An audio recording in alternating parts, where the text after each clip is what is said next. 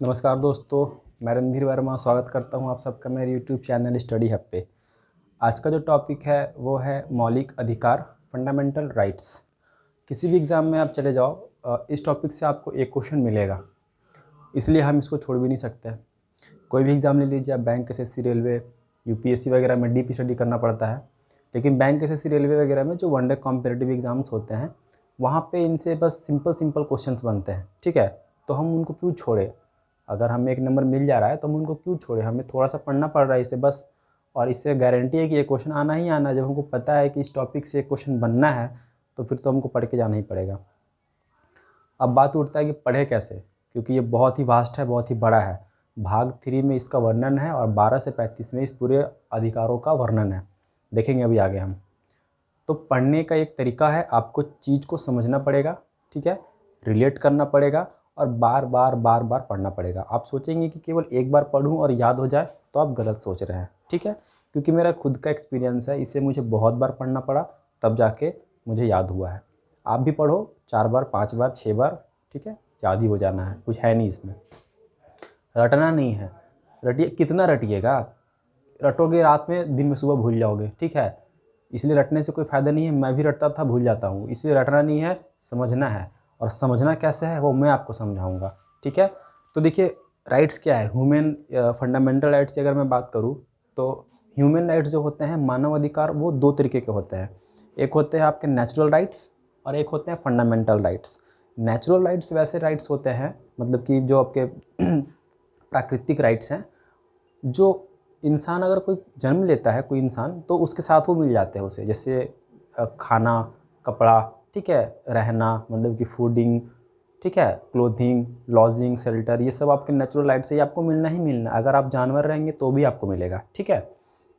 तो इंसान की बात तो छोड़ ही देते हैं। और आपका फंडामेंटल राइट्स, फंडामेंटल राइट्स वैसे राइट्स है जो हमें हमारे संविधान ने दिया है हमारे हितों की रक्षा के लिए। फंडामेंटल राइट्स का मूल उद्देश्य यही है कि राज्य में कानून की सरकार बने, ना कि व्यक्ति की सरकार बने। फंडामेंटल राइट्स राज्य के कठोर निर्णय के खिलाफ हमारे हितों की सुरक्षा प्रदान करता है। इसीलिए ये अति आवश्यक हो जाता है कि एक स्टूडेंट के तौर पे और एक भारतीय नागरिक होने के तौर पे आपको अपने अधिकारों के बारे में पता होना चाहिए। ये मैटर नहीं करता है कि आप एक स्टूडेंट हैं या नहीं। अगर आप हैं तो आपको तो फिर पढ़ना ही पढ़ना है, उसमें नो डाउट है। नहीं है फिर भी आपको ये पता होना चाहिए कि हमारे कौन कौन से अधिकार हैं जो हमें हमारे संविधान ने दिया है। मौलिक अधिकार यह वैसा अधिकार है जो भारतीय संविधान द्वारा हमें हमारे हितों की रक्षा के लिए दिया गया है। अगर इसका उल्लंघन होता है तो हम आर्टिकल 32 के अनुसार सुप्रीम कोर्ट और आर्टिकल 226 के अनुसार हाई कोर्ट में जा सकते हैं। शुरुआत में मौलिक अधिकार 7 थे, लेकिन 44वां संविधान संशोधन 1978 के दौरान जो आपका संपत्ति का अधिकार था, राइट टू प्रॉपर्टी, उसे हटा के लीगल राइट्स में रखा गया आर्टिकल 300A में, ठीक है। ये आपको 300A भी मिल सकता है कहीं पे, और आपको कहीं कहीं पे ये क भी लिखा मिल सकता है और ये 1 भी लिखा मिल सकता है, तो घबराना नहीं है, ठीक है, एक ही चीज़ है वो।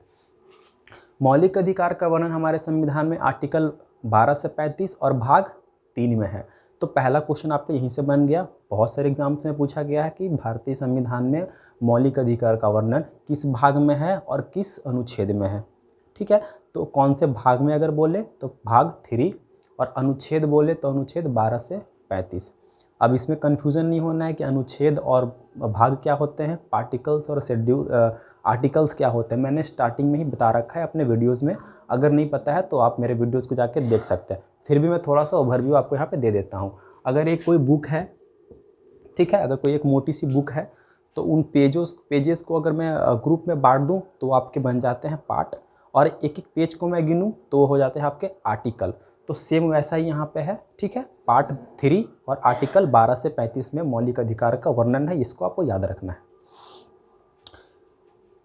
मौलिक अधिकार को भारत का संविधान का या भारत का मैग्ना कार्टा कहा जाता है, ठीक है। अब ये मैग्ना कार्टा क्या है? मैग्ना कार्टा कुछ नहीं, एक वर्ड है जो ब्रिटेन से आई है, ठीक है, एक अवधारणा है। वहाँ के मजदूरों को वहाँ के राजाओं द्वारा, राजशाहियों द्वारा कुछ अधिकार दिए गए थे जिसे मैग्ना कार्टा कहा जाता था। तो मौलिक अधिकार भी हमें क्या देते हैं, अधिकार देते हैं, इसीलिए इसे भारतीय संविधान का मैग्ना कार्टा कहा जाता है। तो और मौलिक अधिकार कहाँ से लिया गया है, अमेरिका से लिया गया। ये मैंने सोर्सेस ऑफ कॉन्स्टिट्यूशन में आपको बताया है। तो चलिए, उम्मीद करता हूँ कि थोड़ा सा जो मौलिक अधिकार का बेसिक है आपको पता हो गया हो। अब हम देखते हैं अपने अधिकार की ओर कि कितने अधिकार हमको मिले हुए हैं और कहाँ कहाँ पे उनका वर्णन है। पहला है आपका राइट टू इक्वालिटी। यहाँ पे बात की गई है समता या समानता का, ठीक है, समता या समानता का अधिकार। मतलब आपको धर्म, ठीक है, उपाधि, छुआछूत, अनटचेबिलिटी या हम इसको कहते हैं अस्पृश्यता, ठीक है, अभिव्यक्ति की आज़ादी, समता का अधिकार, ठीक है। तो इन सब का आपके इन सब फील्ड में आपको एक समान अवसर मिलेगा, ठीक है। जैसे कि 14 में है आपका क्या, समता या समानता का अधिकार, ठीक है। 15 में है आपका धर्म, जाति, लिंग के आधार पर समानता, मतलब कि धर्म जाति के आधार पर कोई आपसे भेदभाव नहीं कर सकता। 16 में है आपका लोक नियोजन के आधार पर समानता। सपोज़ आप एसएससी के एग्ज़ाम देने जाते हो तो वहाँ आपसे कोई भेदभाव नहीं करता है कि आपका है जो आप इस कास्ट से आते हो तो आपका इतने नंबर में होगा। एक्सेप्शन को हम छोड़ दें तो, SC ST को हम छोड़ दें तो, ठीक है। तो लोक नियोजन में समानता की बात की गई है। 17 में आपका है अस्पृश्यता, मतलब कि अनटचेबिलिटी, छुआछूत के आधार पर कोई आपसे असमानता नहीं कर सकता, बराबर रखा जाएगा, सबको समानता की नज़र से देखा जाएगा। 18 में है आपका उपाधियों का अंत, ठीक है।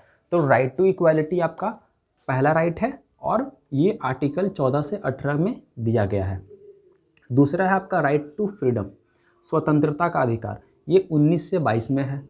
स्वतंत्रता का अधिकार मतलब कि आपको अभिव्यक्ति की आज़ादी है, आप कुछ भी बोल सकते हो, कुछ रिस्ट्रिक्शन के साथ। देखिए, हर एक राइट्स में आपके कुछ रिस्ट्रिक्शन है, ठीक है, हर एक राइट्स में कुछ रिस्ट्रिक्शन है। ऐसा नहीं है कि आपको बोलने की आज़ादी है तो आप कुछ भी बोलोगे, ठीक है।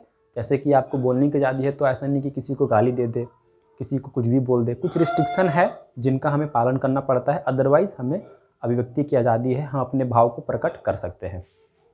तो राइट टू फ्रीडम में क्या है, आपके बहुत सारे स्वतंत्रता की बात की गई है, जैसे कि बोलने की आज़ादी, सभा बनाने की, सभा में एकत्रित होने की आज़ादी, समूह बनाने की आज़ादी, कहीं भी आवागमन की आज़ादी, किसी भी राज्य में रोजगार करने की आज़ादी, ठीक है। और भी है बहुत सारे। जब हम इसको उठाएंगे तो हम देखेंगे कि 19 से 22 में किस तरीके की आपको आज़ादी मिली है, फ्रीडम मिली है, स्वतंत्रता मिली है। तीसरा है आपका राइट अगेंस्ट एक्सप्लॉयटेशन, शोषण के विरुद्ध अधिकार। इसका वर्णन 23 से 24 में है, इसको भी आपको याद रखना है, ठीक है। यहाँ से क्वेश्चन बन जाता है कि राइट टू इक्वालिटी का वर्णन किस आर्टिकल में है, तो 14 से 18, 19 से 20, 3-4 बार पढ़ेंगे तो आपको याद हो जाएगा, कुछ बड़ा नहीं है इसमें।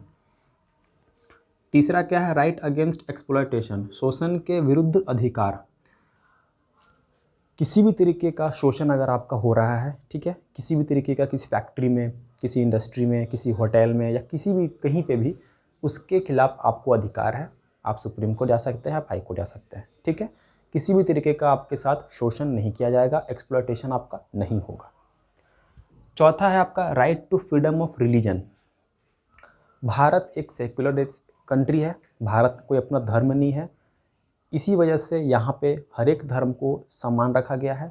आप किसी भी धर्म से हो, हिंदू हो, मुस्लिम हो, डजेंट मैटर, ठीक है। हर एक धर्म को मानना है, बराबर भाव रखना है, हर एक को अपने धर्म को मानने का बराबर अधिकार है। इसीलिए भारत एक सेक्युलर स्टेट है, ठीक है। इसी कारण, क्यों, क्योंकि यहाँ पे हर एक धर्म को बराबर रखा गया है। India doesn't have their own religion. Bharat एक, जैसे पाकिस्तान एक मुस्लिम राष्ट्र है, वैसे भारत एक हिंदू राष्ट्र नहीं है, ना ही मुस्लिम राष्ट्र है। भारत केवल भारत है, जहाँ पे हर एक धर्म को बराबर रखा गया है। तो धार्मिक रिलीजन को लेके किस तरीके की आपकी आज़ादी है, तो 25 से 28 में आपका इसका वर्णन है कि आप पूजा पाठ कर सकते हो, अपने भगवान को जिसके भी आप मानते हो उसमें आप दान दे सकते हो। ये सारे वर्णन आपके 25 से 28 में है। जब हम इसको पढ़ेंगे तो देखेंगे। पांचवा है आपका कल्चरल एंड एजुकेशनल राइट, सांस्कृतिक एवं शिक्षा संबंधी अधिकार। सांस्कृतिक मतलब कि यहाँ पे जो आपके पिछड़ी जाति के जो लोग होते हैं, अल्पसंख्यक होते हैं, ठीक है, उन्हें कुछ अधिकार दिए गए हैं, सांस्कृतिक अधिकार। जैसे उनको अपने समुदाय को बचाने के लिए कुछ अगर फैसला लेना पड़े तो उनका वो अधिकार है। शिक्षा में उनको कुछ छूट दी जाती है, ठीक है। ये पिछड़ी जाति के लिए है, ठीक है, सबके नहीं है, सबके लिए नहीं है। इसीलिए मैंने कहा कि एक्सेप्शन है कुछ, जैसे जॉब वगैरह में जो रिजर्वेशन कैटेगरी है वो इसी की वजह से हो जाता है कि शिक्षा संबंधी अधिकार, शिक्षण संस्थानों में उन्हें कुछ अधिकार दिए गए हैं, ठीक है। तो इनका वर्णन है 29 से 30 में। राइट टू कॉन्स्टिट्यूशनल रेमेडीज़, ये बहुत इंपॉर्टेंट है। अगर ऊपर के जो 5 अधिकार हैं उनका हनन होता है तो आप आर्टिकल 32 के अनुसार, याद रखिएगा, आर्टिकल 32 के अनुसार आप सुप्रीम कोर्ट जा सकते हो, ये बोलने के लिए कि भाई ये जो अधिकार है उनका हनन हो रहा है, ठीक है। अगर सपोज आपको राइट टू इक्वालिटी नहीं मिल रही है तो आप आर्टिकल 32 के अनुसार कहाँ पे जाएंगे? Supreme court. और अगर हाई कोर्ट जाना चाहते हैं तो आर्टिकल 226 के अकॉर्डिंग हाई कोर्ट जा सकते हैं और अपने अधिकारों को मांग सकते हैं। किसके द्वारा? सुप्रीम कोर्ट और हाई कोर्ट के द्वारा। तो ये जो कॉन्स्टिट्यूशनल रेमेडीज़ है, संवैधानिक उपचारों का अधिकार, ये हमें क्या देता है? हमारे अधिकारों को रक्षा प्रदान करता है, ठीक है। उसके बाद हम बात करते हैं क्या, आपने देखा होगा कि मैंने बोला है 12 से 35 कि 12 से 35 में हमारे अधिकार हैं, लेकिन स्टार्ट किया मैंने 14 से और अंत किया है मैंने 30 पे, ठीक है।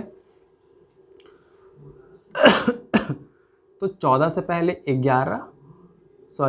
12 और 13, इसमें कौन कौन से अधिकार हैं?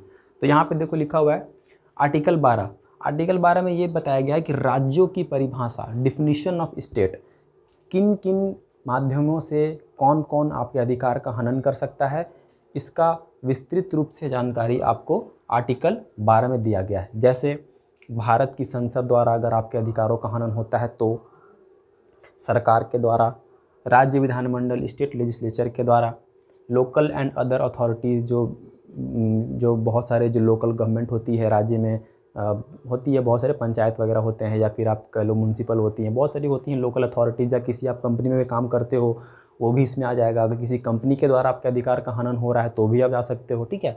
तो जितने भी जिनके द्वारा भी आपके अधिकारों का हनन होता है आप सीधा सुप्रीम कोर्ट या हाई कोर्ट जा सकते हैं।